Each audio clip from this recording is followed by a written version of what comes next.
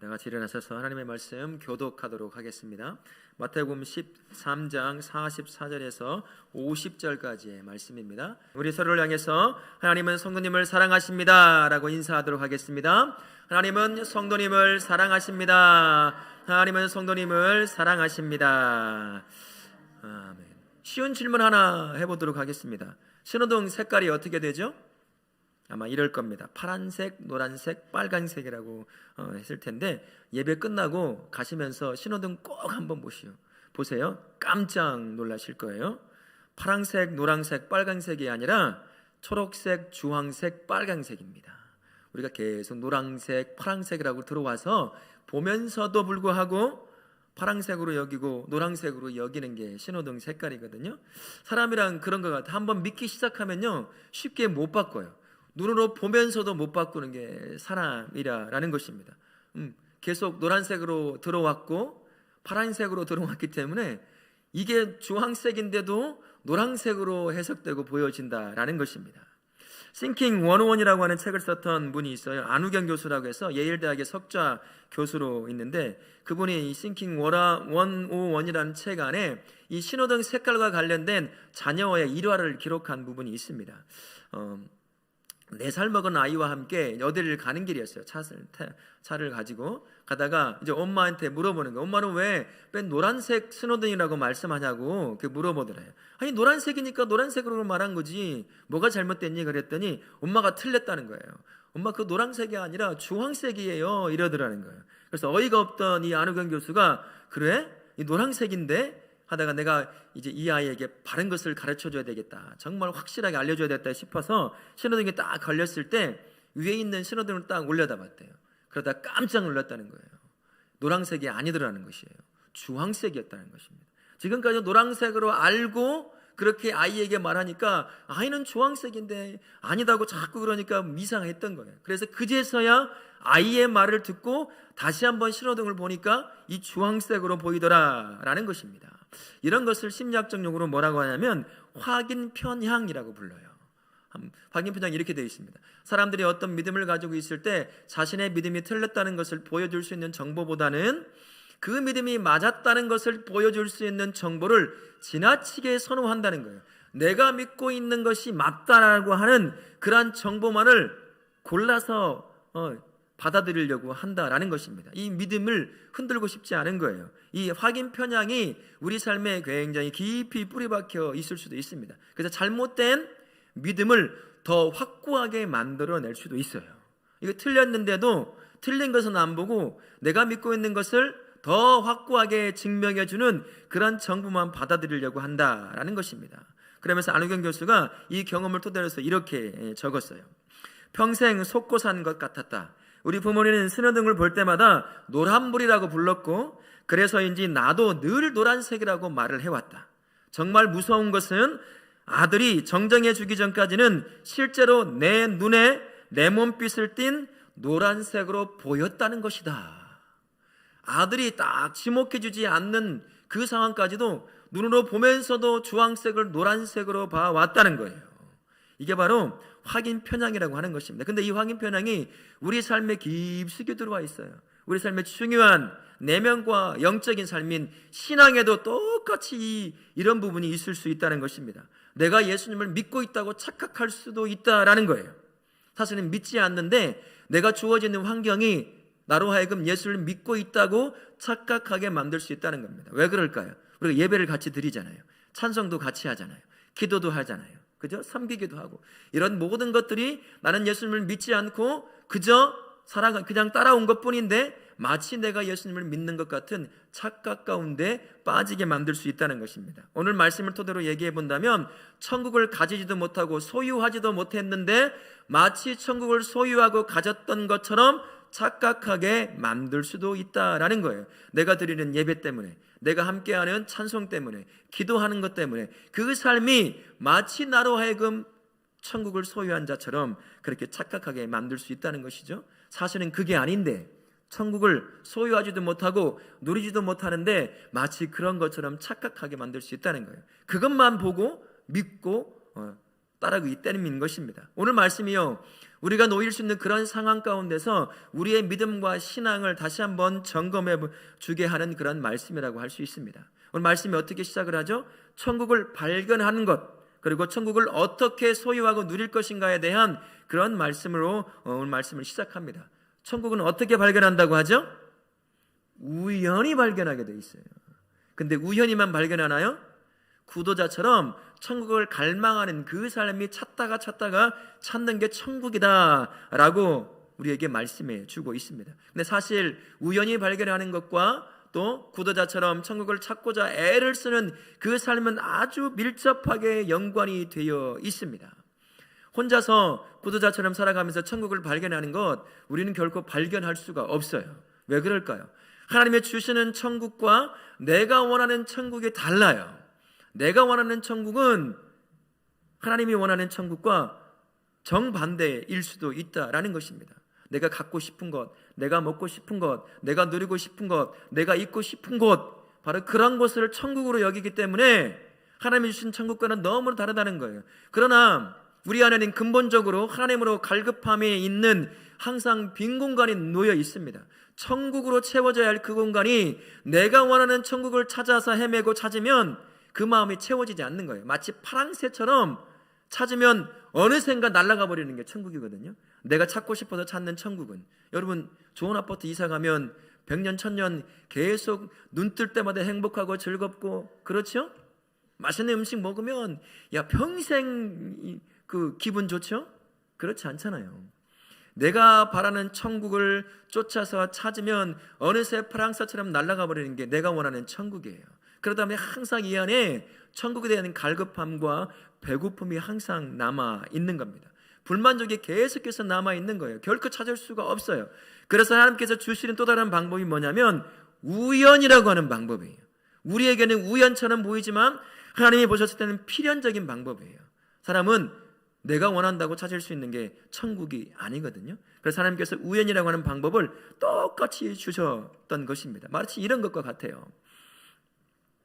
삶에 지쳐있는 사람이 있습니다. 직장 생활과 자녀, 그리고 돈의 문제, 사람들과의 관계 문제 때문에 너무 지쳐있는 사람이 있어요. 그래서 직장을 끝내고 터벅터벅 지친 몸으로 내가 이렇게 계속 살아야 할까? 왜 이렇게 나는 행복함이 없을까? 왜 이렇게 하루하루 사는 것이 그냥 엄청난 무게의 짐을 짊어지고 사는 것 같을까? 그런 큰 아픔과 상한 마음을 가지고 걸어가고 있는데 누군가 버려놓은 전도지 하나를 딱 발견하는 거예요. 거기에 구원자 예수 그리스도라는 이름을 딱 발견하는 것이죠.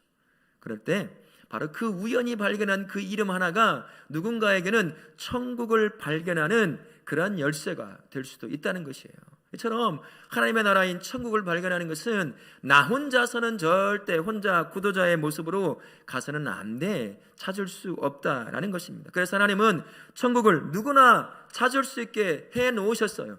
구도자만 찾을 수 있는 것이 아니라 우연히도 발견할 수 있도록 만들어 놓은 게 바로 천국이다라고 할 수 있는 것입니다. 우연처럼 발견해서 천국을 소유하는 사람이 있을 거고, 구도자처럼 살다가 어느 날 우연히 또한 발견하게 되는 것이에요. 여러분 진주 장사의 비유를 한번 보세요. 진주 장사가 극히 값진 진주를 찾을 때 오늘은 나 100% 확신해. 몇 시 어디에 가서 누구를 만나면 내가 지금까지 찾던 극히 값진 진주를 반드시 내가 찾을 수 있어 라고 확신을 가지고 진주를 찾아 나서지 않습니다. 오늘도 어딘 가서 찾겠지 라고 하는 기대감을 가지고 진주를 찾아 나서는 거예요. 그러다가 우연치 않게 누구를 만나고 그 시간에 그 장소에서 그 사건을 통해서 극히 값진 진주를 발견하는 거예요. 우연이라고 하는 그 관문을 통과할 때 구도자라 할지라도 천국이라고 하는 것을 발견할 수 있는 것입니다. 그래서 천국을 찾는 기회는 모든 사람에게 다 공평하게 주어진 기회라고 볼 수 있다라는 것입니다. 천국은 그래서 이렇게 정의해 볼 수 있어요. 천국은 하나님의 은혜의 산물이다 라고 얘기해 볼 수 있습니다. 하나님께서 죄의 권세 아래 살아가는 수많은 사람들, 아무리 그곳에서 벗어나고 싶어도 벗어나지 못하는 그 죽음이, 죄가 주는 죽음의 고통을 끊임없이 안고 살아가야 될 모든 자신의 형상으로 만들어진 사람들을 위해서 쉽게 찾을 수 있도록 이 땅에 마치 씨를 뿌려놓은 것처럼 그렇게 천국을 뿌려놓은 거예요. 우연히도 찾을 수 있고 구조자처럼 살아가다가 우연히 발견하여 천국을 찾아서 그 안에서 안식과 하나님의 은혜를 누리게 하시려고 하나님의 은혜 가운데 누구나 발견할 수 있도록 천국을 놓은 것입니다. 그래서 은혜의 산물이다라고 얘기해 볼 수 있는 거예요. 우리 성도님들 천국을 발견하셨습니까? 세상에 큰일 났어요. 천국을 못 발견했대요. 모두가 다 천국을 발견하시길 바랍니다. 그러면 누가 천국을 소유하고 누가 천국을 누릴 수 있을까? 이를 한번 생각해 볼 필요가 있는 거죠. 참 안타깝게도요, 천국을 소유하고 누리는 건 하나님의 공평함의 은혜가 주어지지 않는다는 사실이에요. 천국을 찾는 데까지는 누구나 다 쉽게 찾게 만들어 놓으셨어요. 우연히 발견하게 만드시고 구도자처럼 살아가다가 발견하게도 만들어 놓으신 게 천국이에요. 그러나 그 천국을, 발견한 천국을 소유하고 누리는 것은 공평함의 은혜가 주어지는 것이 아니라 차별적인 불공평이 주어지게 된다는 것입니다. 오늘 말씀에 바로 그 부분을 얘기하고 있는 것이에요. 누구나 다 발견할 수 있도록 하는 말씀도 있지만 천국을 소유하고 누릴 수 있는 사람이 누구냐? 그 말씀도 분명하게 우리에게 말씀해 주고 있기 때문입니다. 40절 하반절에 한번 보시겠어요? 뭐라고 되어 있냐면 자기 소유를 다 팔아 그 밭을 사느니라 라고 되어 있습니다. 46절도 똑같아요. 똑같은 말로 하셨습니다. 자기 소유를 다 팔아서 그 진주를 뭐 한다고요? 사느니라. 어떤 시기인 간에 진주, 하나님의 나라, 천국을 발견했다고 한다면 그것을 소유하기 위해서는 그 다음의 행위가 반드시 뒤따라와야 한다는 것입니다. 발견한 천국을 소유하기 위해서 내가 가지고 있는 가장 값진 모든 것들을 다 팔아야 한다는 첫 번째 걸음을 걸어야 하는 거예요. 그 다음에 파는 것으로 끝나는 게 아니죠. 그 판값으로 그 진주를 사듯이 천국을 사야 한다라고 말씀해 주고 계시는 것입니다. 바로 이것에서 천국을 소유하고 누리는 것은 철저하게 불공평하다라고 말 수 있는 겁니다. 천국은 아무나 소유하고 누리는 것이 아니라는 것이에요. 이게 비극적인 말이라고도 볼 수 있어요. 어쩌면 멘붕에 놓이는 분들도 있을 수 있을 것입니다. 뭐냐고. 예수를 믿기만 하면 구원을 얻을 수 있다면서, 예수를 믿기만 하면 천국을 따놓은 당상이라며, 예수만 믿기만 하면 된다면서 라고 얘기를 하잖아요. 우리가 그렇게 말을 들어왔습니다. 하지만 오늘 말씀을 보게 되면 그와 다른 말씀을 하고 있는 것을 볼 수 있어요. 천국은 누구나 발견할 수 있지만 천국을 소유하고 누리는 것은 완전히 다른 것이다 라고 말씀하는 것입니다. 천국을 누리고 소유하고 누릴 수 있으려고 한다면 내 인생의 가장 중요한 것들을 모두 팔아서 천국을 사야 한다라고 말씀해 주는 겁니다. 내가 가진 모든 것을 다 팔아야 하는 그 이유는 아주 간단해요. 천국이라고 하는 것은 비교할 수 없는 영원이라고 하는 가치를 가지고 있는 것이기 때문이에요. 유한한 존재인 사람이 영원한 가치를 가진 것을 발견한다면 그것을 갖고 싶어 하는 것입니다. 예를 들어서 여러분 혹시 다이아몬드 좋아하시죠? 난 다이아몬드 돌처럼 여기고 싫어한다 하시는 분 손 한번 들어보세요. 이 물컵 많은 다이아몬드를 여러분들이 발견했어요. 사시겠어요? 안 사시겠어요? 아니 다 팔면 살 수 있다면 포기하시겠어요? 내가 가진 건 다 팔면 살 수 있어요. 그러면 사요 안 사요? 왜요? 아니 사야 되는데 왜 안 사는? 사요. 살 수밖에 없어요. 이 영원한 가치를 가질 만한 것들은 분명히 소유하고 싶은 마음이 생기기 때문이라는 것이에요. 여러분 혹시 좋은 아파트 청약이 됐어요. 그 아파트는 사서 팔기만 해도 2배의 값을 받아요. 그 청약에 당첨이 됐어요. 돈은 한 푼 없네. 사셔요 안 사셔요? 저 같으면 사채를 써서라도 사요. 2배 얻을 수 있다는데 왜 안 사겠어요? 왜 포기해요? 사서 팔아서 갚으면 되는 거 아니에요? 그래도 1배는 남는데 이런 식이 되는 것입니다. 여러분 뉴스에서 보셨는지 모르겠는데 좋은 대학, 누구나 가고 싶은 대학은 다 가고 싶잖아요. 다 보내고 싶은 것이잖아요. 그런데 어떤 아이가 좋은 대학에 들어갔어요. 올해요. 그런데 그래요. 이까 뭐 3년 쉬다가 뭐 놀다가 뭐 다시 한번 해보지 뭐. 그러면서 포기할 사람이 있을까요? 없어요. 그런 부모 있어요? 그래, 한 5년 동안 놀다가 다시 한번 해봐. 그런 부모 아무도 없을 거예요. 이게 무슨 소리냐, 이 기회를 어떻게 놓치려고 그러냐라고 얘기할 겁니다. 최근에 며칠 전에 뉴스 하나가 있었어요. 이화여대에 합격한 한 여학생이었는데 문의를 했습니다. 학교에 언제까지 학비를 내야 되는지. 그래서 알려줬어요. 문자가 왔길래 내일까지 내라고 하는데 그게 맞느냐고 물어보니까 그 안내하는 사람이 내일까지는 아니고 다음 주 어느 정도까지만 내면 된다라고 이야기를 해줬어요. 아버지가 다시 한번 전화를 해서 확인했습니다. 그랬더니 그게 맞대요. 카드로 해도 됩니까? 그랬더니 카드로 학비를 해도 됩니다라고 얘기를 했다는 거예요. 그 다음 날이 문제가 발생했어요. 이 아이가 통보를 받았어요. 문자로 학비를 내지 않아서 입학이 취소가 됐습니다. 얘 난리가 난 거죠. 이 아이 먹지도 못하고 이제 막 이 사람이 하라는 대로 한 것뿐인데 포기하지 못한 거예요. 자기가 애써서 3년 동안 몇 년 동안 그에 들어갈 수 있는 그러한 모든 것들을 다 쏟아 부어서 자격이 되기 때문에 합격이 됐잖아요. 근데 못 들어오게 한 거예요. 이것처럼 그만한 가치가 있으면 모든 것들을 다 팔아서 소유하고 싶은 것, 그게 바로 천국이라는 것입니다. 천국이라는 가치는 영원이라고 하는 가치를 갖게 되어 있어요. 그러면 그것을 발견했다고 한다면 다 팔아서 사야죠. 그걸 못 사면 바보 아니겠습니까? 다 팔아서 사서 소유하고 누려야 하는 것이 바로 천국이다라는 것입니다. 우리 모든 성님들 천국을 다 발견하셨죠? 안 발견하셨어요? 다 발견하셨습니까? 아멘. 혹시 발견만 하고 소유하거나 누리지 못한 분이 계시다고 한다면 다 팔으셔야 돼요. 내 인생을 파셔야 돼요. 그리고 그것을 사서 소유해서 누려야 하는 것입니다. 천국은요, 발견한다고 내 것이 되는 게 아니에요. 천국은 내 것을 팔아서 사서 소유해야 내 것이 되는 것이고 누릴 수 있는 게 바로 천국이라는 것을 꼭 기억하실 수 있기를 바랍니다. 아멘. 그런데 여기 한 가지 문제가 발생합니다.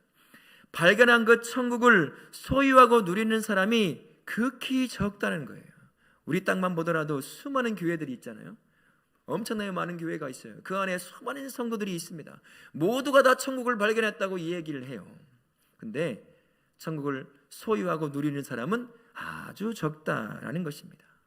천국을 발견하고 여전히 구경꾼처럼 그 천국을 구경하고 있는 사람이 있다, 그 말을 하고 있는 것입니다. 가장 소중한 것, 자기 목숨보다 더 귀한 천국을 발견했다고 한다면 다 팔아서 그것을 사야 하는 것이 너무나 당연한데 팔지 못하는 거예요. 내 것을 여전히 발견해놓고 팔지 못하는 거예요. 그러니 소유하지도 못하죠. 누리지도 못하게 되는 것입니다. 제가 목포에서 여기로 온 지가 1년하고 이틀째가 되었습니다.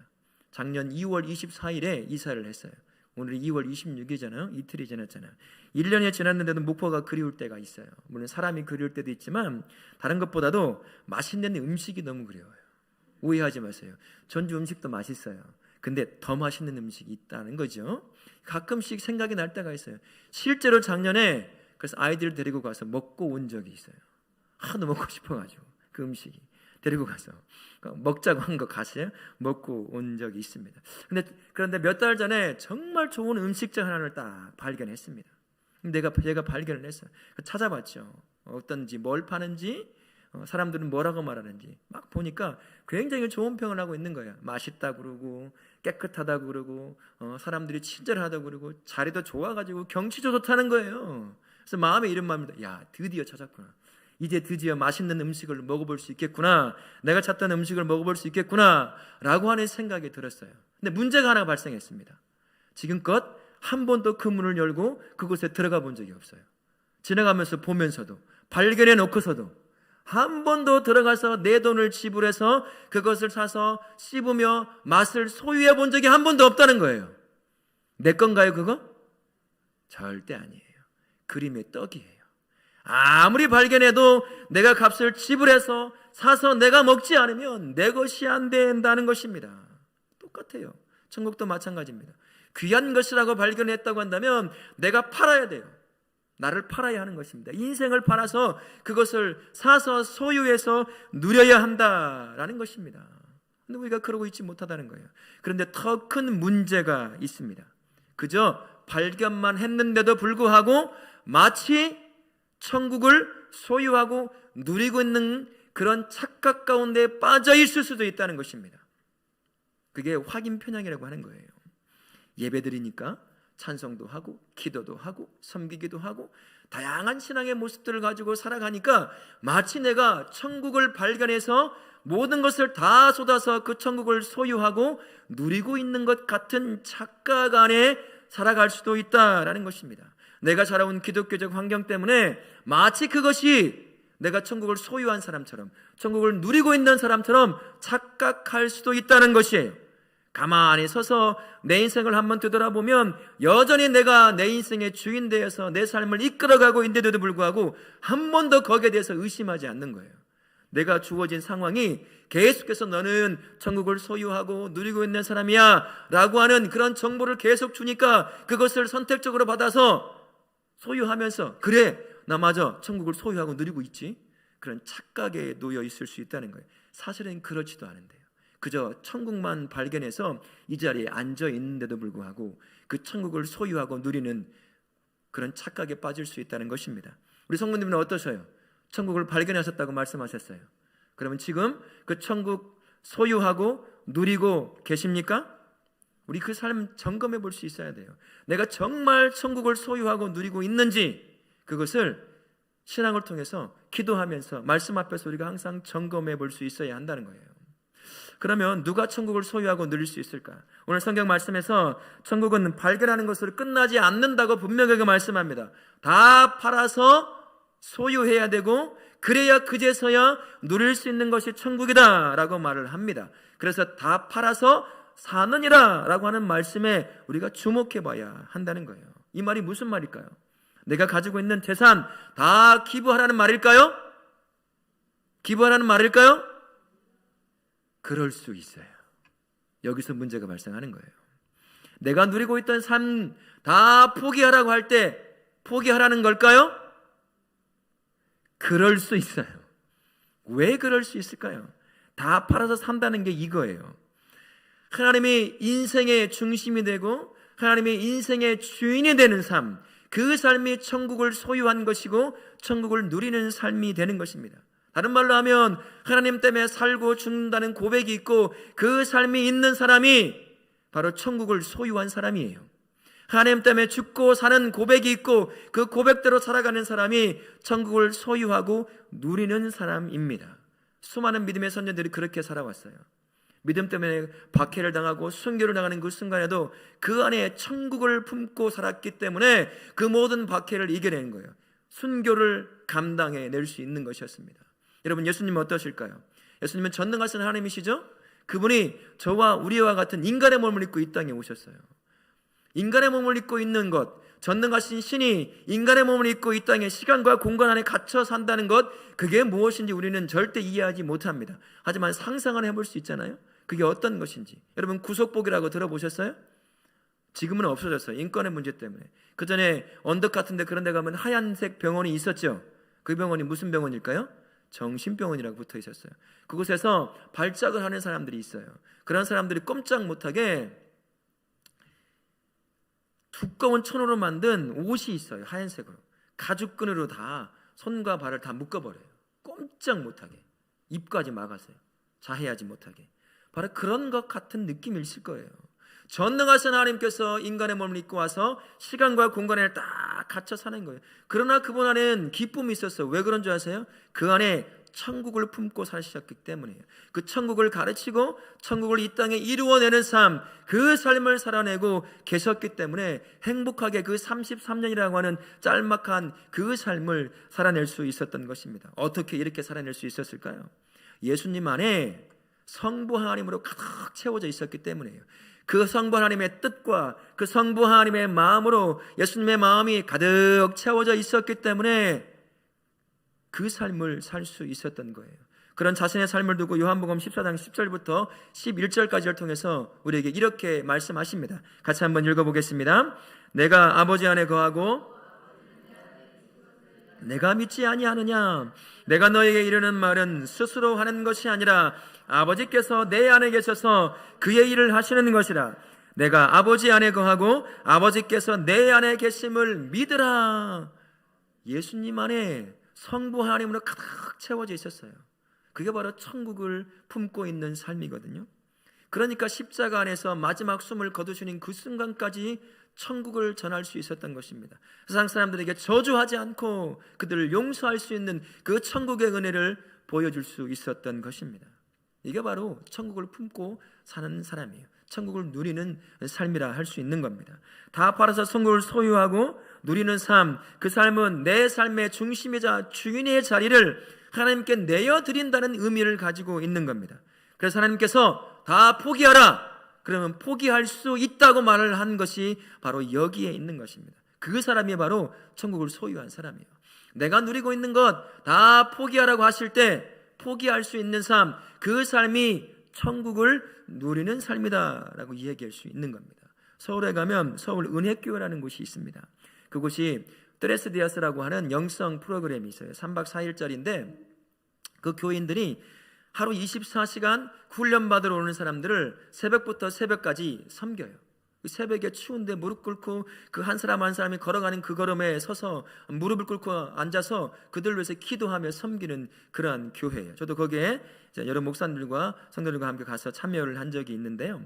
그 전체 프로그램을 평신도 지도자가 이끌어 가게 되어 있습니다. 장로님 부부가 이제 그것을 이끌어 가는데 특별히 이제 권사님께서 총 리더가 되어서 전체 프로그램을 이끌어 가요.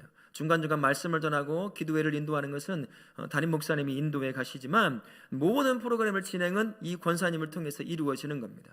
리더가 어느 날 한 번은 이제 간증을 할 시간이 있어요. 그 프로그램 순서 중에 그분이 나와서 간증을 하시더라고요.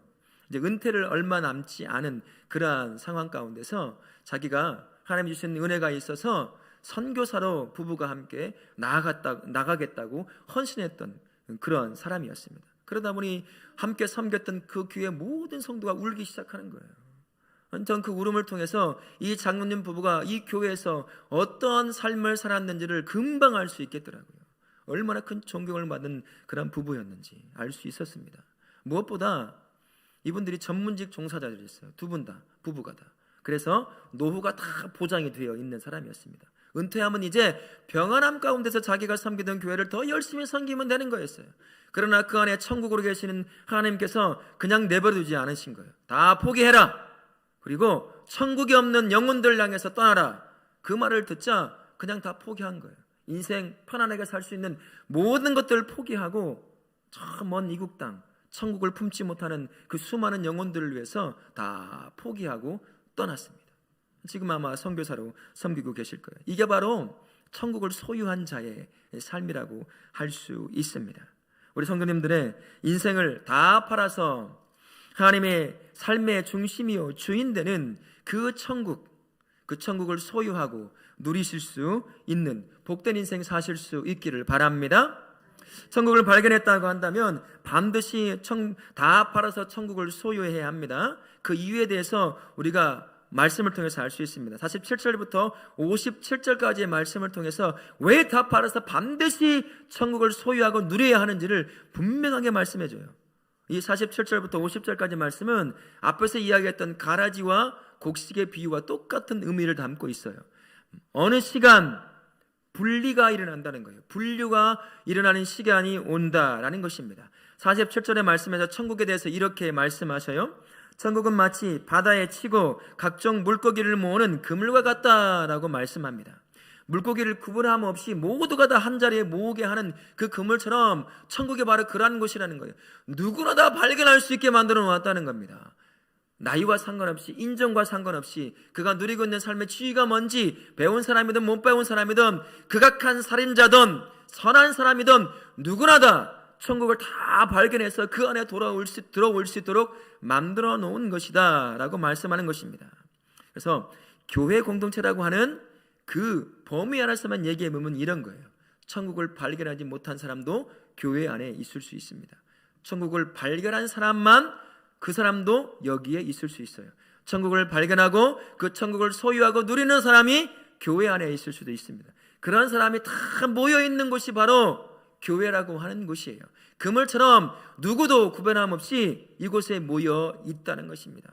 천국을 발견하지 못한 사람부터 천국을 누리는 사람 모두가 다 교회라고 하는 이 공동체 안에 놓여 있다는 거예요. 하지만 모르죠. 찾아보지 마세요. 저 사람은 천국을 누리는 사람, 못 누리는 사람 절대로 우리는 알 수가 없어요.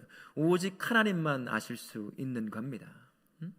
근데 한 가지 이 안에서 큰 실수가 발생한다는 거예요. 그런 모든 사람이 있다 보니까 마치 나도 천국을 소유하고 누리는 사람인 것 같은 착각 가운데 살아갈 수 있다는 거예요.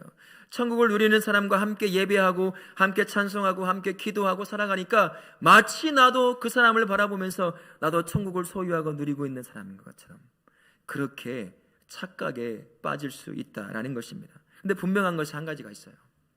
이대로만 끝나지 않는다는 겁니다. 어느 날 알 때가 온다는 거예요. 내가 천국을 소유하고 누린 사람인지 아니면 천국을 발견만 한 사람인지 천국 발견조차도 못한 사람인지 어느 때가 딱 와서 다 알 때가 온다라는 것입니다. 그 말씀이 48절부터 50절까지의 말씀이에요. 같이 한번 읽어보도록 하겠습니다. 그물에 가득함에 물가로 끌어내고 앉아서 못된 것은 내버리느니라. 세상 끝에도 이러하리라. 천사들이 와서 의인 중에서 악인을 갈라내어 풀무불에 던져 넣으리니 거기서 울며 이를 갈리라. 하나님 앞에 누구나 다 서게 될 날이 온다는 거예요. 그때가 바로 분리의 작업이 일어나는 것입니다. 천국을 소유하고 누리는 사람과 천국을 발견하지도 못한 사람, 발견만 한 사람, 그 사람을 분리하는 때가 온다는 거예요. 다 알게 된다라는 것입니다. 그래서 천국을 발견하는 것에 만족하지 말아야 할 이유가 바로 여기에 놓여 있는 겁니다. 천국은 발견하는 게 아니에요. 천국은 소유하고 누리는 게 천국인 것입니다. 여러분, 예수님이 활동하셨을 때, 사역을 감당했을 때 예수님을 바라보는 수많은 사람들이 있었어요. 그 중에 누가 있었냐면 바리새인, 서기관들이 있었습니다. 그들 앞에 천국에 와갔어요. 왔다 갔다 하셨어요. 천국을 몰고 오신 예수 그리스도가 그들 앞에서 진리를 선포하고 천국이 어떤 나라인지를, 기적들을 선포하시면서 수많은 사람들에게 천국은 이런 것이라고 가르치며 살아내신 천국 자체이신 예수님이 그들 눈앞에서 왔다 갔다 했다는 거예요. 발견했습니다. 근데 그 천국을 소유하지 못했어요. 누리지 못했어요. 손만 뻗으면 잡을 수 있는 바로 그 앞에 있었는데도 불구하고 그 유대인들, 종교 지도자들, 바리새인들, 서기관들은 손을 뻗어서 그 천국을 소유하고 누리지 못했어요. 가장 안타까운 인생 아니겠습니까? 발견하지 못했으니까 못 누리는 건 너무나 당연하겠지만 발견해놓고서도 구경꾼처럼 바라봤던 그 사람들, 얼마나 불쌍하고 안타까운 인생이겠어요. 아마 그들은 예수님 하나님 앞에 딱 서서 분류가 되었을 거예요. 그래서 그들이 가고 싶지 않은 곳에 지금 가 있을 것입니다. 성도 여러분, 천국은 모두가 천국을 발견하셨을 거예요. 그러나 천국은 발견하는 것이 아니라 뭐라고요? 소유하는 것이고 누리는 것이라는 사실을 꼭 기억하실 수 있기를 바랍니다. 우리 안에 천국을 발견만 하고 계신 분이 혹 있을 수도 있습니다. 그렇다고 한다면 이제 내 인생을 다 팔아서 그 천국을 사시고 소유하시고 누리실 수 있기를 바랍니다. 인생의 중심이자 주인의 자리를 하나님께 내어드리면 되는 거예요. 그러면 그 하나님 때문에 내가 천국을 소유하고 누릴 수 있게 된다는 것을 꼭 기억하실 수 있기를 바랍니다. 최근에 미국 전역에서 굉장히 큰 쇼킹한 사건이 발생했습니다. 우리 영상 한번 보실까요? 그게 무엇인지?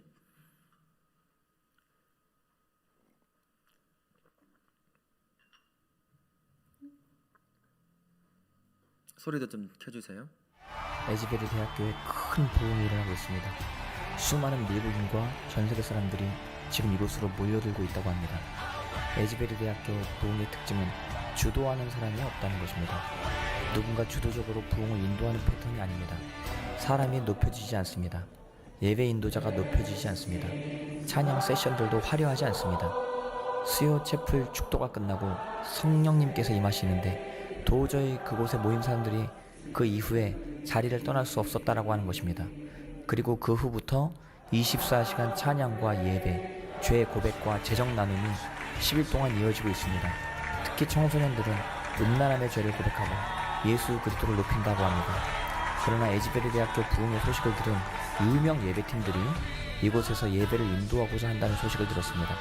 그러나 이곳 순수한 청년들은 그 제안을 거부하고 있다고 합니다. 누군가 주도적으로 부흥을 이끄는 것을 거부한다고 합니다. 하나님은 유명 예배팀들을 통해 부흥을 주시는 것이 아니라 단지 하나님만을 높이고자 하는 순수한 청소년, 청년 그룹들을 사용하셔서 부흥을 허락하신 것 같습니다. 이 부흥의 역사가 다른 지역으로까지 불릴듯이 퍼지고 있다고 하는 소식을 또한 듣게 됐습니다. 한번 아래 영상 링크로 들어가셔서 순수함을 경험해 보시기 바랍니다. 지금도 실시간으로 예배가 드려지고 있습니다. 샬롬.